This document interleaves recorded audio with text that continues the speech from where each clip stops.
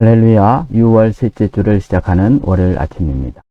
오늘도 하나님 말씀으로 승리하시길 축복합니다. 오늘 우리에게 주시는 하나님의 말씀은 여호수아 18장 5절에서 11절까지의 말씀입니다. 그들이 그 땅을 7 부분으로 나누되 유다는 남쪽 자기 지역에 있고 요셉의 족속은 북쪽에 있는 그들의 지역에 있으니 그 땅을 7 부분으로 그려서 이곳 네게로 가져오라. 그러면 내가 여기서 너희를 위하여 우리 하나님 여호와 앞에서 제비를 뽑으리라.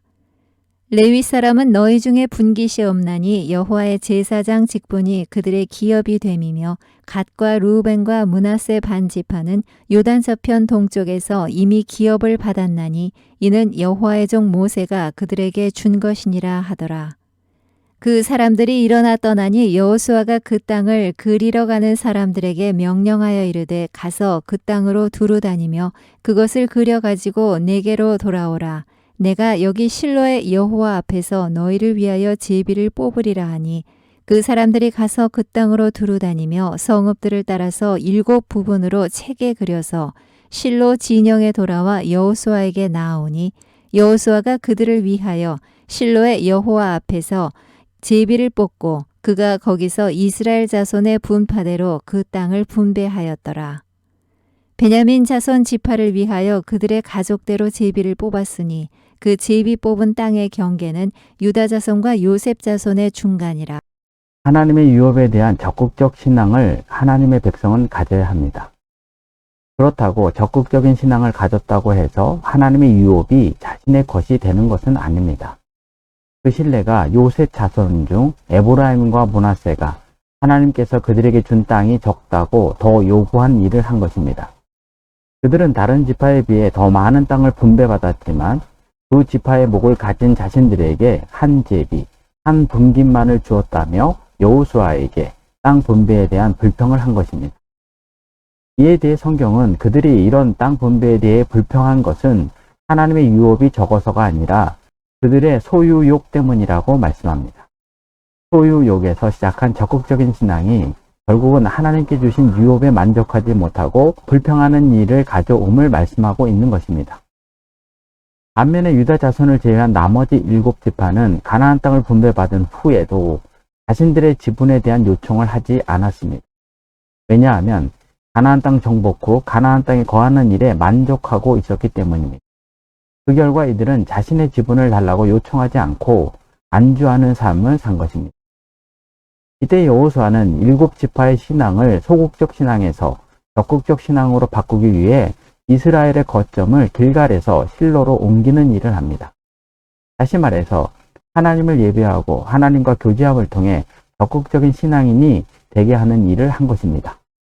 그리고 7 지파에게 각 지파당 3사람씩 선정하여 가나안 땅을 두루 다니며 그들의 기업을 위해 땅을 그려오도록 합니다. 그리고는 그려온 땅을 나누는 기준에 대해 말씀하시는데 그들의 소유욕에 따라 땅을 분배하는 것이 아니라 하나님의 뜻과 그 뜻을 순종하는 지도자인 여호수아의 지침에 따라 분배하는 일을 합니다. 5절의 말씀입니다. 그들이 그 땅을 7 부분으로 나누되 유다는 남쪽 자기 지역에 있고 요셉의 족속은 북쪽에 있는 그들의 지역에 있으니 여기에 보면 그 땅을 7 부분으로 나누되 라는 말이 나오는데 이 말은 7 지파에서 각 3명씩 선발된 21명의 대표들이 직접 탐지한 땅을 각자 자기 지파의 목에 따라 나누어 지도로 그릴 때 그 경계를 나누는 기준이 자신들의 자유와 욕심에 따라 이루어서는 안 되며 오직 하나님의 뜻과 그 뜻에 순종하는 자신들의 지도자인 여호수아의 지침에 의해서 이루어져야 함을 말씀합니다. 그래서 여호수아는 이미 땅 분배를 받았던 유다와 요셉 자손의 땅 외에 나머지 땅을 7 지파에게 7 부문으로 그것도 그들의 자유와 욕심에 따라 나누는 것이 아니라 하나님의 뜻과 그 뜻에 순종하는 여호수아의 지침에 따라 나누라고 말씀하고 있는 것입니다. 하나님의 유업을 인간의 욕심에 따라 나누면 어떤 일이 일어납니까? 가진 자는 더 가지려고 하는 일을 합니다. 반면에 없는 자는 아무것도 갖지 못하는 일이 일어납니다.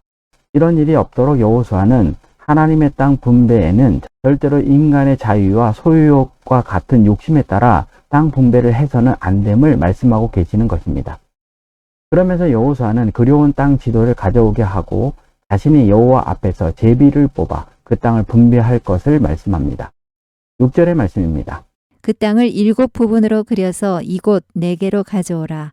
그러면 내가 여기서 너희를 위하여 우리 하나님 여호와 앞에서 제비를 뽑으리라. 여기에 보면 여호와 앞에서 제비를 뽑으리라 하는 말씀이 나오는데, 사실 구약 시대에는 하나님의 뜻을 묻고 결정하는 방법으로 제비 뽑기를 자주 사용하였는데, 이 제비 뽑기를 여호수아가 여호와 앞에서 하여 그려온 땅 7을 각 지파에게 분배하는 일을 하는데, 그 이유는 땅 분배에 인간의 생각이 개입되지 않기 위해서입니다. 다시 말해서 하나님의 유업 분배는 인간의 생각 개입이 없이 오직 하나님의 뜻만으로 결정되어야 함을 제비 뽑기를 통해 말씀하고 계시는 것입니다. 그리고 이스라엘 12지파 중 레위 지파에게는 분깃이 없었고, 그들의 분깃은 여호와의 제사장 직분이 그들의 기업이 된다고 말씀합니다. 대신 레위인들을 위해 각 지파에서 성읍들을 구별하여 주었으며, 성읍 주변에 가축들을 기를 목초지를 주었고, 또한 생계를 위해서 이스라엘의 나머지 지파의 백성들이 하나님께 드리는 11조와 첫 예물 등을 차지하도록 하였습니다. 후 여호수아가 각 지파 3사람씩 파견하여 7부분으로 그려온 사람들이 실로 진영에 돌아와 여호수아에게 나오게 된 것입니다. 9절의 말씀입니다. 그 사람들이 가서 그 땅으로 두루다니며 성읍들을 따라서 7부분으로 책에 그려서 실로 진영에 돌아와 여호수아에게 나아오니, 여기 보면 책에 그려서라는 말이 나오는데, 유대인들의 전설에 의하면 7지파들이 요단 서편 가나안 땅의 지도를 만들었을 때 그 기간이 약 7개월이 소요되었다고 합니다. 그만큼 땅 분배에 대해 자세히 조사하였음을 말씀합니다. 이렇게 자세히 조사하여 그려진 책을 실로에 있는 여호수아에게 주었는데, 그때 여호수아가 7개월 동안 자세히 조사한 결과로부터 어떤 사실을 알게 되었냐고 하면, 이미 분배한 지파의 땅 외에 남은 가나안 땅이 7지파의 목으로는 부족하다는 것을 알게 된 것입니다. 무슨 말이냐고 하면, 이미 다른 지파에게 분배한 땅에 비해 7지파의 땅이 적었음을 알게 되었다는 것입니다. 그러자 여호수아는 어떤 결정을 내렸냐고 하면, 이미 분배받은 지파들의 땅, 즉 유다 지파와 에브란 지파 사이에 베냐민 지파의 기업을 주는 일을 하게 된 것입니다. 11절의 말씀입니다. 베냐민 자손 지파를 위하여 그들의 가족대로 제비를 뽑았으니 그 제비 뽑은 땅의 경계는 유다 자손과 요셉 자손의 중간이라. 여기에 보면 베냐민 자손 지파에게 분배된 땅이 나오는데, 그 땅의 경계가 유다 자손과 요셉 자손의 중간이었다는 것입니다. 사실 여호수아는 7지파가 그려온 땅을 보고는 그 땅이 7지파에게는 부족하다 생각하여 유다 자손과 요셉 자손의 중간에 있는 땅을 베냐민 지파에게 주고 있지만, 여기에는 다른 이유가 있었습니다.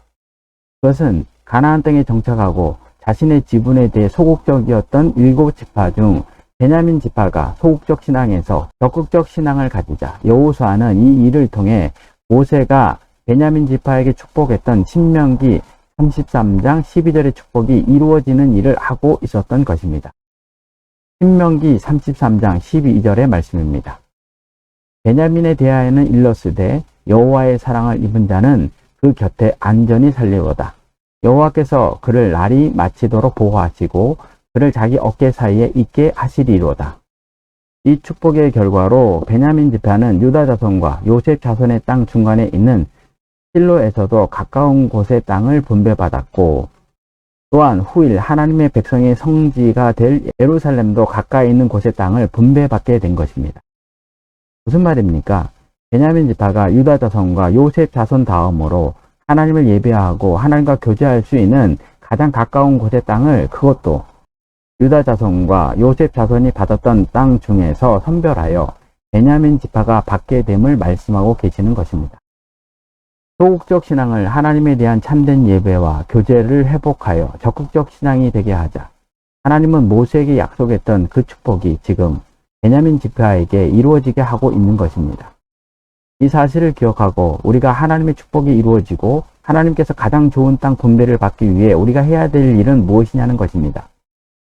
그것은 땅 분배를 위한 인간적인 생각을 접고 하나님께 참된 예배와 참된 교제를 하는 일을 통해 소극적인 신앙이 적극적인 신앙으로 바꾸는 일을 해야 하는 것입니다.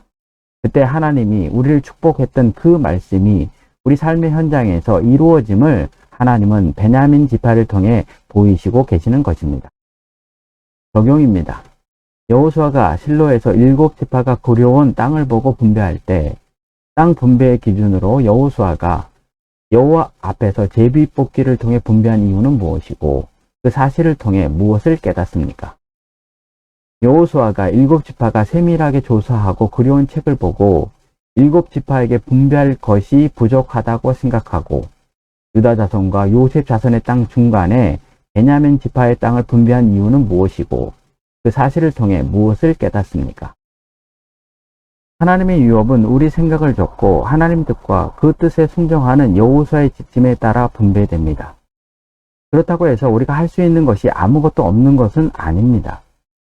베냐민 지파처럼 하나님과의 참된 예배와 교제함을 통해 소극적 신앙이 적극적 신앙이 되게 하면 하나님은 베냐민 지파가 유다와 요셉 자손의 소유 중에서 가장 좋은 땅을 얻게 되는 것처럼 하나님이 우리에게 축복하신 것이 우리 삶의 현장에서 이루어지게 하시는 것입니다.